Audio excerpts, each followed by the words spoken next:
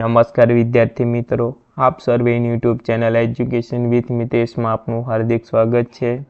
તો આજે આપણે વાત કરીશું કે ધોરણ 6ના સામાજિક વિજ્ઞાન વિષયના પાઠ નંબર 17 જીવન નિર્વાહ પાઠના સ્વાધ્યાય સોલ્યુશનની. તો ચાલો આપણે વિડીયોને ચાલુ કરીએ.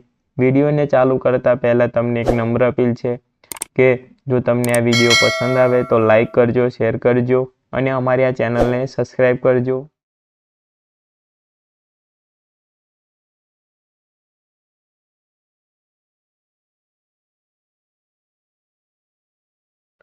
પ્રશ્ન નંબર 1 કે ખાલી જગ્યા પૂરો.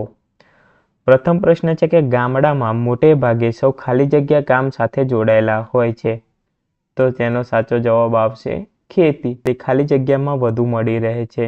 તો ઔદ્યોગિક રોજગારી શહેરમાં વધુ મળી રહે છે.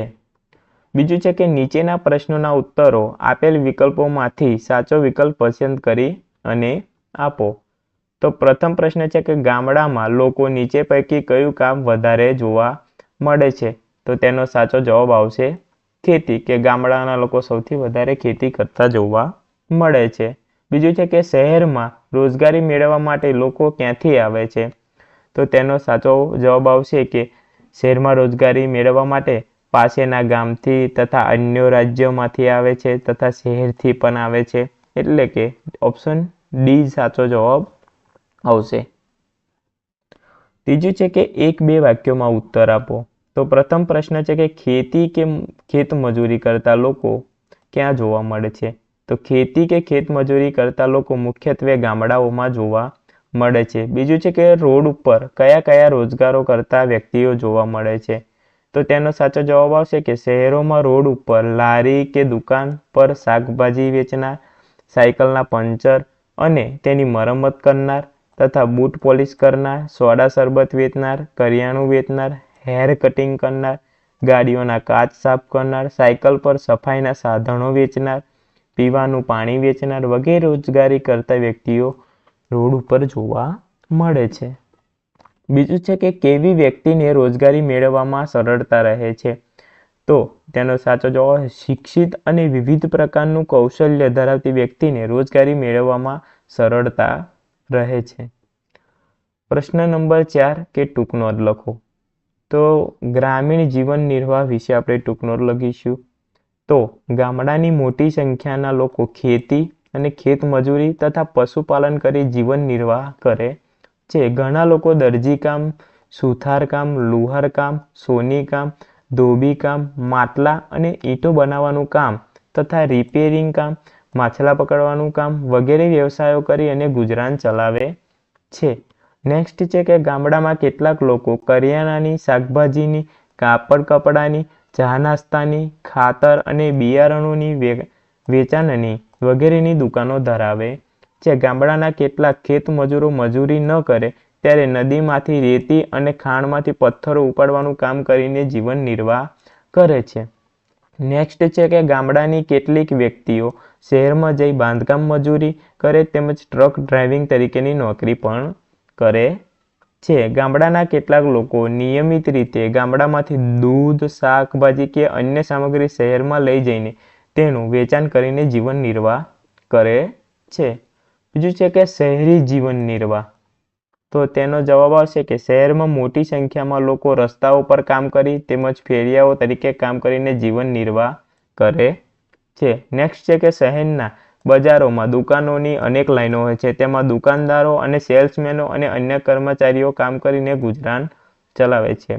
નેક્સ્ટ છે કે શહેરમાં હજારો વ્યક્તિઓ છૂટક મજૂરી કરી કામ કરી અને ગુજરાન ચલાવે છે. શહેરમાં ઘણા લોકો ફેક્ટરીઓમાં કામ કરી અને ગુજરાન ચલાવે છે.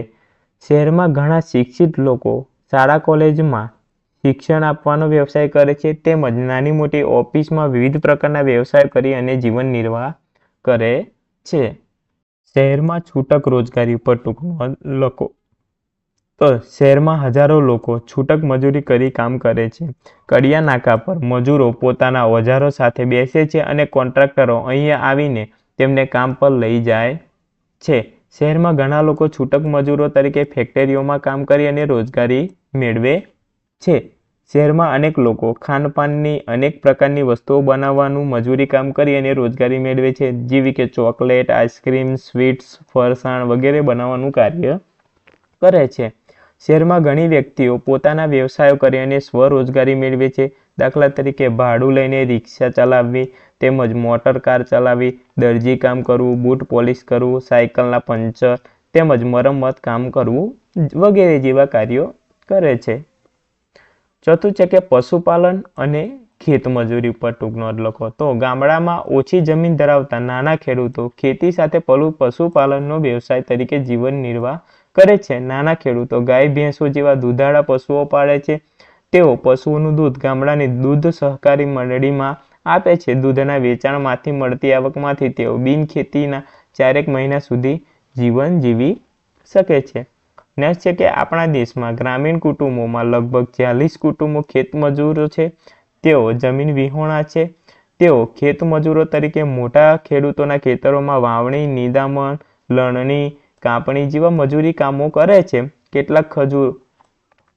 કેટલાક મજૂરો કપાસમાંથી રૂ કાઢવાનું કામ પણ કરે છે. ખેત મજૂરોને વર્ષના અમુક મહિનાઓ દરમિયાન જ ખેતરોમાં કામ કરવા મળે છે. બાકીના સમયમાં તેઓ બેરોજગાર બેસી રહેવું પડે છે.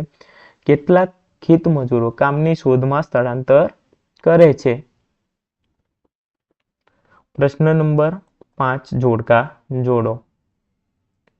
તો અ વિભાગની વિગતો સાથે બ વિભાગની વિગતોને આપણે જોડવાની છે. પ્રથમ છે કે ખેત મજૂરી. તો તેનો સાચો જવાબ આવશે કે 12 માસ કામ ન મળે તેને ખેત મજૂરી કહેવાય. બીજું છે કે કૌશલ્ય આધારે કામ. તો એક કરતાં વધુ રીતે કમાઈ શકાય, સાચો જવાબ આવશે. ત્રીજો છે કે ઔદ્યોગિક રોજગારી. તો કાયમી કામ મળી રહે. થેન્ક યુ વિદ્યાર્થી મિત્રો. જો તમને આ વિડીયો પસંદ આવ્યો હોય તો લાઈક કરજો, શેર કરજો અને અમારી ચેનલને સબસ્ક્રાઈબ કરજો. જય હિન્દ.